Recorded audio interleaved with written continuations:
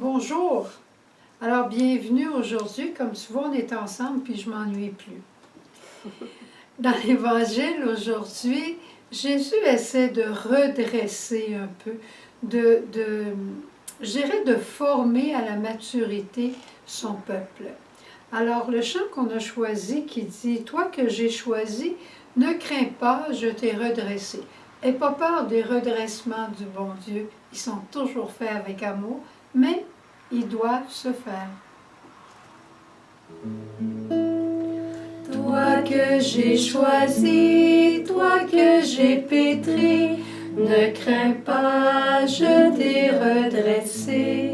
Ne crains pas, je t'ai redressé. Écoute, ô mon serviteur, dès le sein je t'ai formé. En ces jours je ferai tomber des eaux vives sur tout assoiffé.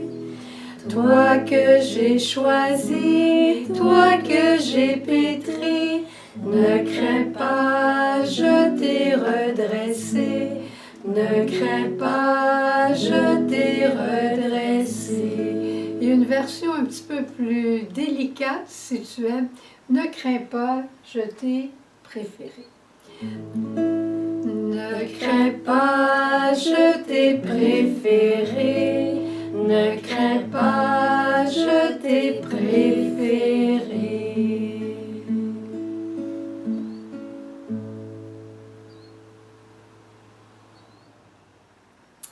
Rebonjour. C'est jamais facile d'entendre parler d'éducation, de formation. Tout le monde en a nos réactions personnelles. Présentement, sur le balcon chez nous, en Gaspésie, on a des hirondelles. Sur notre balcon, le jeu juste proche, puis on est assis à la table, puis on voit tout le scénario de la maman qui a donné vie à des petites hirondelles, qui les a nourries. Puis maintenant, on arrive au temps de les envoyer. Puis on est là devant la fenêtre, puis on attend juste le moment où elle va les pousser en bas du nid. Puis en même temps, on regarde ce moment, puis on se dit oh, « Qu'est-ce qui va arriver? » C'est le moment de la maturité. Hein? C'est jamais facile, mais c'est toujours... Moi, quand j'entends former, je pense à des bottines. Je ne sais pas si tu as la même réaction que moi, mais je pense à des bottines. Quand j'avais 4 ans, 5 ans, je disais, je vais avoir des souliers comme les autres. Puis mon père, il disait, non, il faut peut-être des pieds solides. Tu vas avoir des bottines jusqu'à 6 ans. Et que j'avais hâte d'enlever mes fameuses bottines, mais ça m'a servi. Aujourd'hui, Jésus essaye de former son peuple. Il essaye de rendre son peuple un peu plus mature. Et quand il dit « Malheureuse es-tu, Chorazim, malheureuse es-tu, Bethsaïde », il n'est pas en train de leur lancer une malédiction, il est en train tout simplement de leur dire « Tu dois certainement pas être heureuse, tu dois certainement pas être bien pensée comme il faut. » À Chorazim, à Bethsaïde, les gens ont vu les miracles de Jésus. Ils ont vu plein de miracles, mais par contre, leur cœur ne s'est pas converti.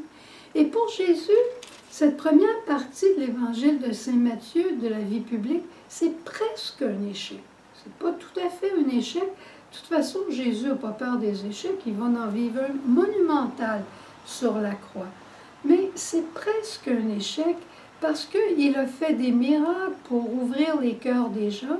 Et les gens ont simplement accueilli les miracles parce que c'était très agréable de voir un paralysé bondir. C'était très agréable d'avoir faim puis que les pains soient multipliés.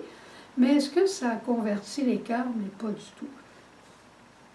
Et aujourd'hui, le Seigneur veut nous conduire à la maturité.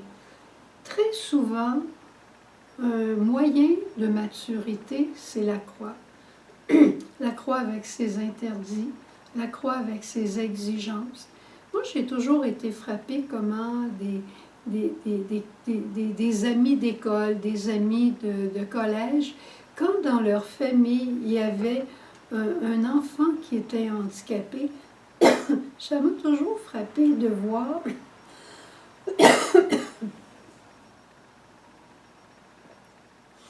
Ça m'a toujours frappé de voir la maturité de ces jeunes.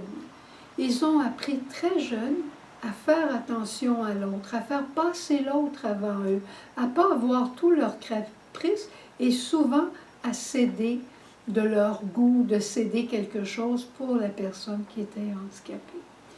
La croix, c'est la pédagogie du Seigneur pour nous conduire à la maturité. Excuse-moi. Regarde à travers toute la situation de la pandémie qu'on vit encore à quelque part. C'est vrai que c'est pas facile, mais regarde tous les actes de charité, toute la générosité qui s'est vécue.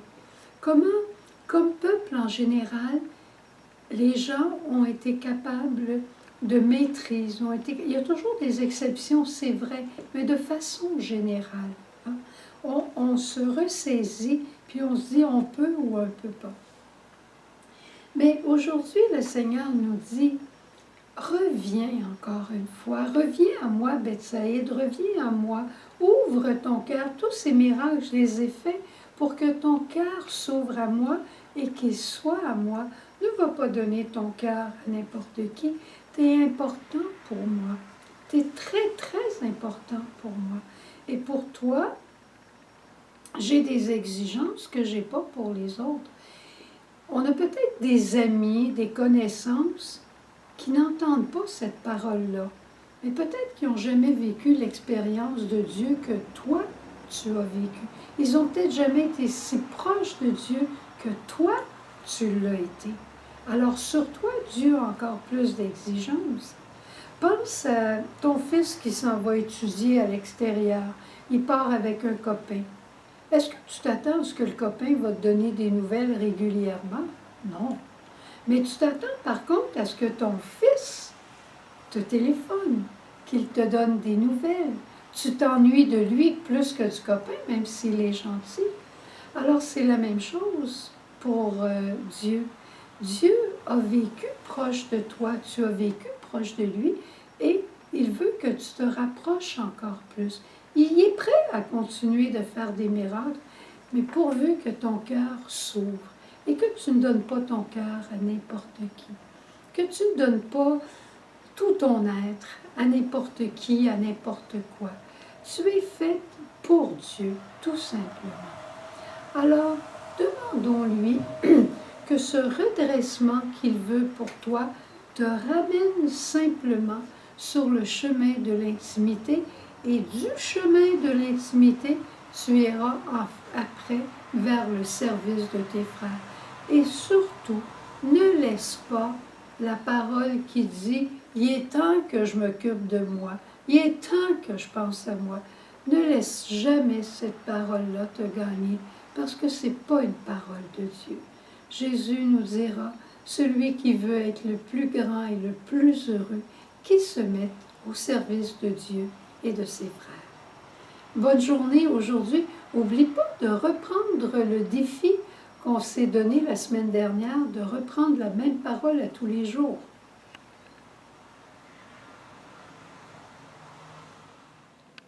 J'ai besoin de te rencontrer, j'ai besoin de t'aimer, j'ai besoin de te rencontrer, j'ai besoin de te parler.